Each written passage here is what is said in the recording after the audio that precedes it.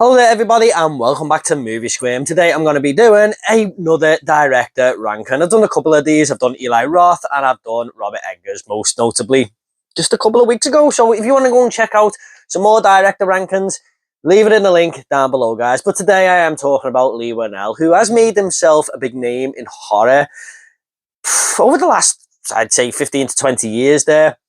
I mean, he started out with James Wan, writing and producing and directing, even though James Wan took directing duties for the movie Saw, and what a hit it was. And, that's gone on to spawn a massive franchise there. But Leigh Whannell has took his own hand at directing, and he's made 4 movies altogether now. Most recently, The Wolfman, which was, in fact, my most anticipated movie of 2025. And that was all because Leigh Whannell was in the director's chair. And I was really excited to see what he was going to do with that. So I just thought I'd come on here and rank his 4 movies from least favourite to favourite. You know how it works. So let's get into it now. In 4th place. Coming in 4th place is the new kid on the block, The Wolfman.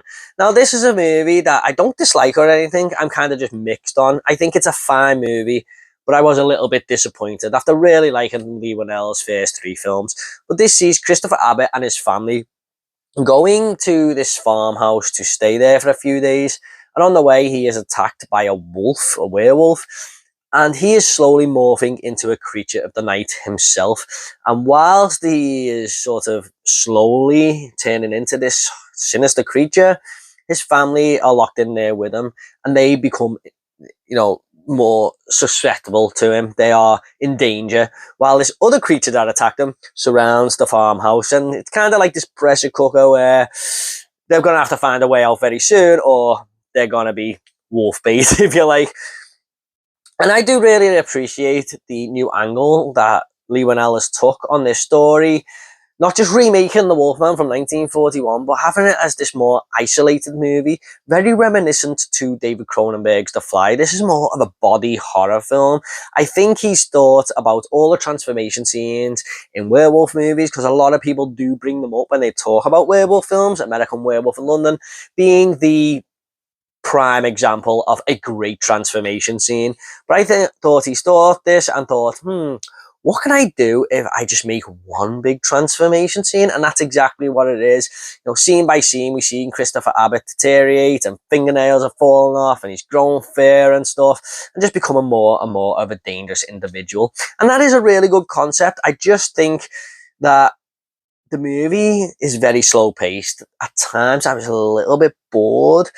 I mean, I always want these isolated situation movies to have curveballs thrown in, and Leigh Whannell does that. I mean, he does throw a few danger things in there to ramp up the pressure, but they're dealt with very quickly, and then we are just back to Julie Garner's character trying the radio, or his daughter talking to him and asking her dad's what's up and worried about him. And, it doesn't really go anywhere. There's just long, drawn-out scenes of nothing happening. There are moments here, of course, though, where they're trying to escape in the car and the wolf, jumps up on the windscreen, stuff like that. There are cool, creepy moments.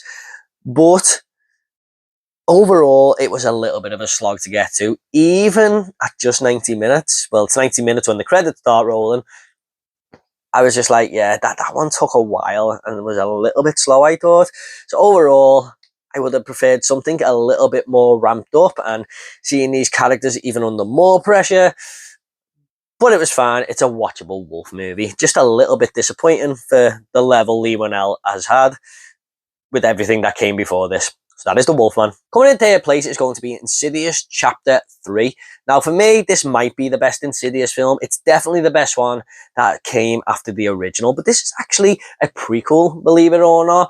And I think this is a really well-told story. This sees Quinn, who is a young girl who is seeking out her dead mother to speak to her through the night. But as she does this demon is trying to get into her head, basically, and devour her soul, unbeknownst to her. And she knows something isn't quite up.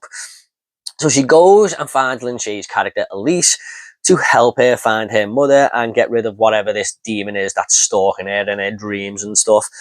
But at one moment, Quinn is really badly hurt in a road accident, and she loses the use of her legs. So that gives her an even more perilous situation because she can't get out of the bed. If she wants to run, she can't. So that just makes it more interesting for our main protagonist there, and seeing this demon may be able to get to her even easier and stuff. So yeah, it just ramps up the stakes a little bit there. But what I do like about this movie, it isn't just Quinn trying to overcome this demon and find her mother. It's also got a great story arc for Elise here as well. Now, this is how she sort of got back into the game of being a medium and stuff, because she's been out of it for so long. Because every time she goes into the theater, there is this demon who's trying to strangle her and kill her, and she has to kind of overcome that to help Quinn herself. And I just think it's a good little double story arc there for both characters. But I do like the demon design in this movie. The master man who is constantly taunting Elise, the woman who was who's constantly taunting Quinn, should I say, the woman who was trying to strangle Elise in the theater is haunting looking. They've always got great demon design in these Insidious films. My only problem with the movie, really, I was going to give this 4 out of 5 on Letterboxd, but I knocked it down to 3.5, is when they got them to Ghostbuster guys. I forgot the name of their company. I think they're in nearly all the Insidious movies. They work with Elise, and it shows how they came together and worked as a team and started this company. I just think there's too much comedy thrown in there in that third act, which we did not need. This is going so well. There was no comedy really leading up to that first hour. And the movie was being really creepy, really scary at times. And when these two guys come in, the comedy is just thrown in there a little bit too much and shakes up the tone. There's still fun characters to be around, but it just, yeah, I thought we could have really went for a full horror movie here. We didn't need that comedic relief, really, especially late on in the movie when there has been none. But overall, a great Insidious movie. And like I said, probably the best one after the original, if not the best. Next up, we have Upgrade. Now, this is a really cool little sci-fi concept. It's a revenge tale with the sci-fi twist. Now, in the future, people are kind of augmented. You know, they can have these sort of machines put into their arms and stuff. Like, there's people running around shooting people with guns that are put into their palms and stuff like that. So, it's in a not too distant future where things aren't really...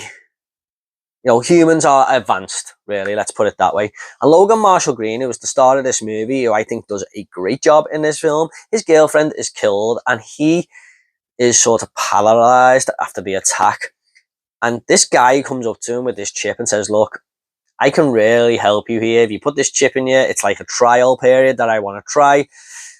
Maybe we can get a little bit of revenge on these guys. And this thing kind of talks to him and takes over his body when he allows it to. It's kind of like if you've seen Spider-Man Homecoming, I know that's a weird comparison, but when Tom Holland's character Spider-Man gets that suit on and the suit starts talking to him and he's got all these new powers, that's kind of really what it reminded me of. And he goes after these guys and starts to kill them off one by one. And he's kind of worried that he's going to leave fingerprints everywhere, but this AI that's in him is just clear, tells him every fingerprint that's been left, how he can get out of all these situations, because the detective's hot on his heels, and how to get to the next one and stuff. And when people attack him, he can just go into AI mode, and his body will be taken over by this chip and just fight these guys with absolute ease. It's kind of like Neo off the Matrix when he realizes he's the one and just absolutely batters the agents with absolute ease. That's kind of really what it reminded me of. But it just feels ahead of its time because there's a good discussion in there about AI and whether we should let AI take over as humans at times, or how far are we going to push AI? And this maybe can answer some of them questions, I feel, where it's a scary future that we don't know the full outcome of. I mean, these people really need to watch Terminator, I know, but there's so many things that could go wrong with AI. And Upgrade, I think it's good there having that in the conversation. I think it's about 5 or 6 years old, but AI is really advancing now in our personal lives. So that's why I feel like it's just a little bit out of its time. It's got a great villain in there as well, who Leigh Whannell seems to put in all of his movies. But I forgot the guy's name, I'm really sorry. But yeah, Upgrade was a really cool sci-fi movie with lots of great action and just a really cool revenge tale. That is Upgrade. Coming in first place, though, is going to be The Invisible Man. This was actually my second favourite movie of 2020, just behind The Gentleman there, but my overall favourite horror film of that year. Now, I didn't expect anything from this movie. I seen the trailers and thought, oh, they just showed the whole damn trailer there. And when I went to watch it, I was actually blown away by how good this movie was. You got Elizabeth Moss in there, who is trying to escape her abusive partner. And when she does, you know, she finds out a couple of weeks later that he is dead. And he's this big tech billionaire. And she kind of doesn't believe that he's really dead. And she is feeling things around her, like in the house and stuff.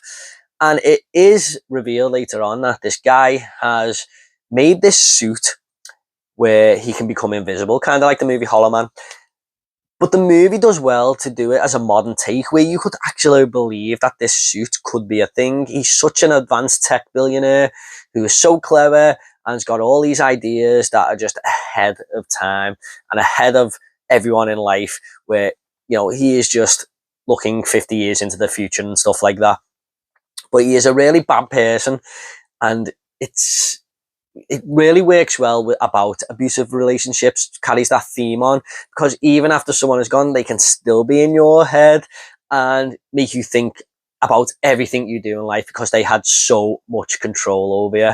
I think this movie does so well to play on them themes. I think Leigh Whannell makes Fresh Air look scary here. Like, there's times where the camera will just pan into a room and we know that Elizabeth Moss's, you know, abusive partner is in the room. Even if we can't see him, we know he's there. And I think Leigh Whannell does really well to soak up, you know, to ramp up that atmosphere there. Elizabeth Moss is great in this. You really do get behind her. You really do feel sorry for her at times. She's such a vulnerable protagonist, but there's a great character arc there where strength is going to get her through this movie. There is a shocking scene in a restaurant, which everyone in my cinema just went, holy fucking shit. I remember that scene so well when it happened. There's so many gasps around my cinema and stuff. Yeah, and the movie goes on to have an absolutely brilliant third act. Like, the third act in this movie, there's some mad shit happening, man. I mean, bodies are taken out left, right, and centre. So yeah, a really, really great movie. I think Leigh Whannell done a great take on a universal monster here, and I was really hoping that he was going to do the same with the Wolfman, but unfortunately that wasn't the case. But The Invisible Man was such a great film, and I have to put it here at number 1. So that is The Invisible Man. Okay, guys, hope you all enjoyed this ranking. What do you think of these movies? Don't forget to leave your Leigh Whannell ranking down below. Don't forget to check out my other rankings. And if you like horror, guys, please give this video a like and subscribe to this channel. It would really help me out. Thanks so much. You take care. I'll see you all in the next video.